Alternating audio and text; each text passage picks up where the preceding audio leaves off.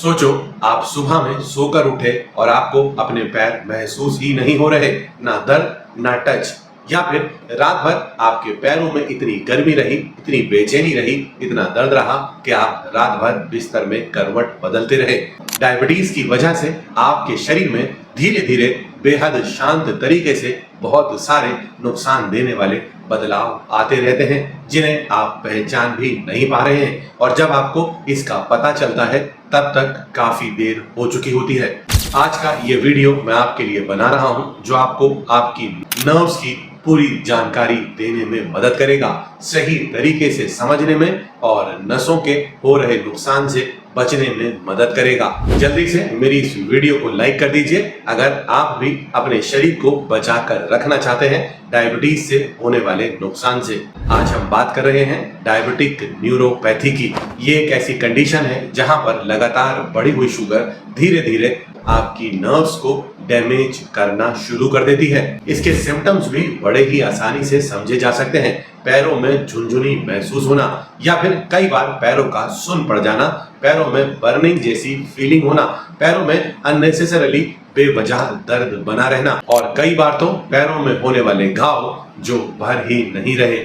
सच बताइए, क्या इनमें से कोई भी लक्षण आपने कभी महसूस किया है? और अगर महसूस किया है तो मुझे नीचे कमेंट में यस लिखना बिल्कुल ना भूलें। चलिए मैं आपको एक गुड न्यूज भी दे देता हूं। इस समस्या को आप पूरी तरह से अपने शरीर से दूर रख सकते हैं। इसका 100% प्रिवेंशन संभव है, पर अगर आप समय से पहचान ले, आप समय से जाग जाएं तो। एक ऑनेस्ट सवाल मैं आपसे पूछता हूं, ठीक से जवाब दीजिएगा। क्या आपको लगता है आपका ब्लड शुगर लेवल बिल्कुल कंट्रोल में चल रहा है? क्या आपको लगता है कि आपके शरीर में सब कुछ ठीक चल रहा है?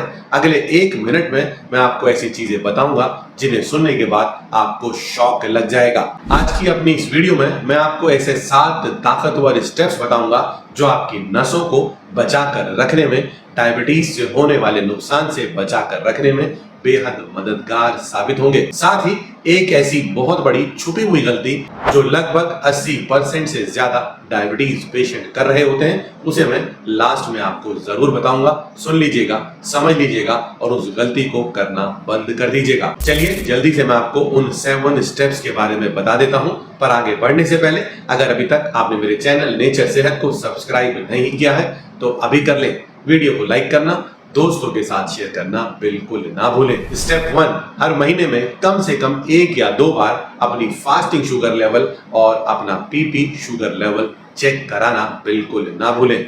आपका फास्टिंग शुगर लेवल 100 मिलीग्राम पर डेसीलीटर से कम और नाश्ते के 2 घंटे बाद यानी पीपी शुगर लेवल 140 मिलीग्राम पर डेसीलीटर से कम ही होना चाहिए। पर फिर एक और सवाल मन में आता है कि क्या ये 2 टेस्ट काफी हैं या कुछ और भी करने की जरूरत है? चलिए आगे बढ़ते हैं, अपने स्टेप नंबर 2 पर चलते हैं। हर 3 महीने में एक बार आपको अपना HbA1c टेस्ट जरूर कराना चाहिए। यह आपको पिछले 3 महीने की एवरेज शुगर निकाल कर दे देगा।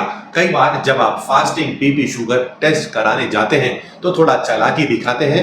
टेस्ट से 2-3 दिन पहले आप परहेज करना शुरू कर देते हैं। फास्टिंग और पीपी शुगर लेवल नॉर्मल आ जाता है, यानी आपने खुद को मिसगाइड कर दिया, आपने अपने डॉक्टर को भी मिसगाइड कर दिया।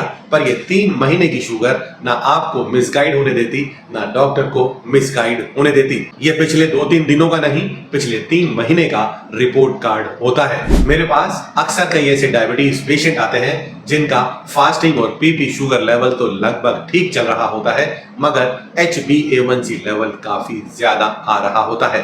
कारण मैंने आपको बता दिया, आपकी बेवजह की चालाकी।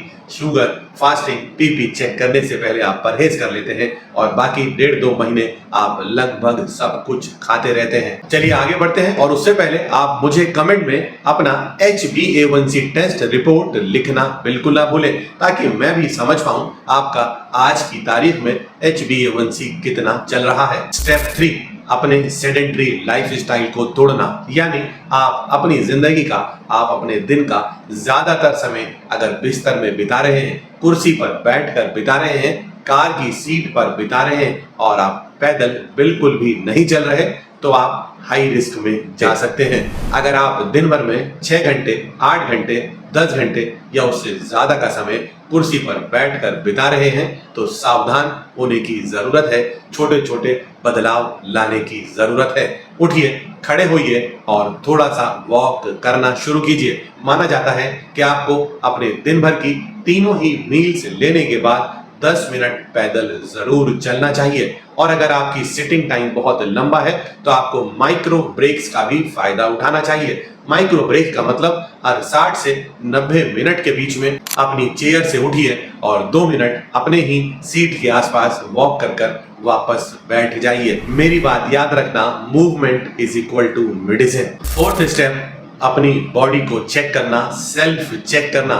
हफ्ते में कम से कम एक बार, जब आपकी छुट्टी हो, जब आपके पास समय हो, अपने पूरे शरीर को सर से लेकर पैरों तक चेक करना और खास तौर पर अपने पैरों को चेक करना। कोई घाव तो नहीं है, कोई कट तो नहीं है, कोई जख्म तो नहीं हो गया है, कोई इन्फेक्शन तो मौजूद नहीं है। क्योंकि ये जो न्यूरोपैथी की कंडीशन है, ये नसों के डैमेज होने की कंडीशन है। इसमें दर्द का एहसास ही नहीं होता, चुभन भी नहीं होती। चुपके से आपके पैरों में या आपके शरीर में कोई घाव हो जाता है जिसका आपको पता ही नहीं चलता।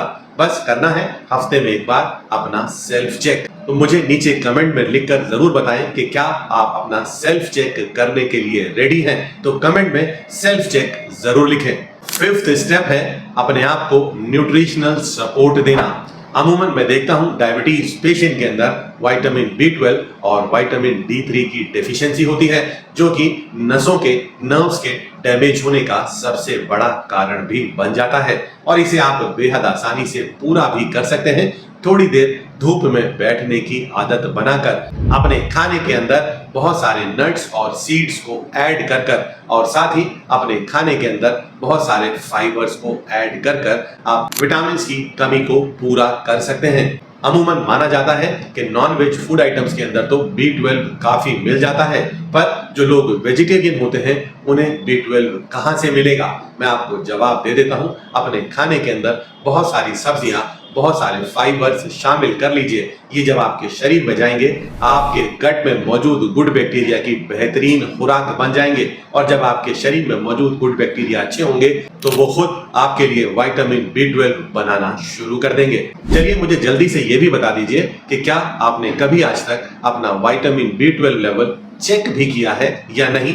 नीचे कमेंट में जरूर लिख दीजिएगा। आगे बढ़ते हैं स्टेप 6 की तरफ। वो है पूरा मेटाबॉलिक कंट्रोल। आप पूरा ध्यान अपनी फास्टिंग और बीपी शुगर का रख रहे हैं। क्या आप अपने बीपी को भी मॉनिटर कर रहे हैं? क्या आप अपने वेट को भी मॉनिटर कर रहे हैं? क्या आप अपने ब्लड कोलेस्ट्रॉल के लेवल को भी मॉनिटर कर रहे हैं? अगर आप नहीं कर रहे तो आप बड़ी गलती कर रहे हैं, क्योंकि सिर्फ शुगर ही नहीं, ये बाकी की सारी चीजें भी आपके शरीर पर बराबर नुकसान देने का काम करती हैं। असल में सिर्फ शुगर कंट्रोल करने से बात नहीं बनेगी, पूरे शरीर को बैलेंस में रखना बेहद जरूरी है। अब आज का 7th स्टेप, लास्ट स्टेप, जो कि बेहद जरूरी है, वो भी जान लेते हैं। वो है अपनी बॉडी के इंपॉर्टेंट टेस्ट आप करा रहे हैं या नहीं करा रहे। आपने अपनी आंखों की जांच पिछली बार कब कराई थी? क्या पिछले 6 महीने, साल भर में आपने अपना कोई ECG भी कराया है?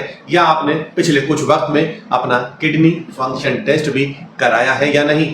और अगर नहीं कराया है तो आप गलती कर रहे हैं, क्योंकि ये वाइटल ऑर्गन से जुड़े हुए टेस्ट आपको सालों पहले ही अलर्ट कर देते हैं। अगर इनके अंदर कोई छोटा भी वेरिएशन आ रहा है तो समझ आइएगा आपकी नसों में भी कुछ ना कुछ नुकसान पैदा होना शुरू हो गया है। चलिए अब जल्दी से उस छुपी हुई एक मिस्टेक के बारे में भी जान लेते हैं जो आमतौर पर ज्यादातर डायबिटीज पेशेंट कर रहे होते हैं, यानी वो है सिम्टम्स का इंतजार करना। आप इंतजार करते रहते हैं कि मुझे तो कोई दिक्कत नहीं है, मैं तो बिल्कुल ठीक ठाक महसूस कर रहा हूं, मुझे शुगर, बढ़ी हुई शुगर कोई भी नुकसान नहीं दे रही है। मेरी बात याद रखिएगा, डायबिटीज एक साइलेंट डिजीज है।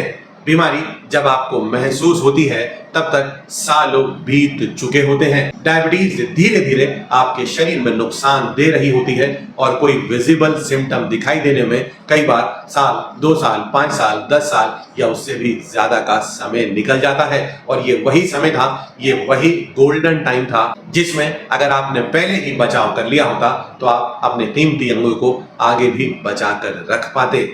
तो इस गलती से बाहर निकल जाइए। सिम्टम्स का इंतजार मत कीजिए। अपने शरीर के सिस्टम को समझना, चेक करना, जांचना शुरू कर दीजिए। आज मैंने बहुत सारी चीजें आपको ऐसी बताई जिसके लिए शायद आपको बाहर जाकर डॉक्टर या लैब के पास जाकर जांच करानी पड़ेगी, पर साथ ही मैंने बहुत सारी ऐसी चीजें भी बताई जो आप घर बैठे सेल्फ चेक कर ही कर सकते हैं, पर शायद आप वो भी नहीं कर रहे। बस आप इतना समझ लीजिए, प्रिवेंशन ही असली ट्रीटमेंट है। मेरे इन बताए हुए 7 स्टेप को समझ लीजिए, फॉलो करना शुरू कर दीजिए। आप अभी से अपनी नर्व्स की केयर करना शुरू कर दीजिए, तो आने वाले समय में आपको कभी भी डायबिटिक न्यूरोपैथी का सामना नहीं करना पड़ेगा। और अगर मेरा आज का ये वीडियो अच्छा लगा हो तो वीडियो को लाइक करना, दोस्तों के साथ शेयर करना बिल्कुल ना भूलें, क्योंकि ये जानकारी जितनी आपके लिए इंपॉर्टेंट है उतनी बाकी के डायबिटीज पेशेंट के लिए भी इंपॉर्टेंट है। शायद आप उन्हें समय से डायबिटिक न्यूरोपैथी से बचा पाएं।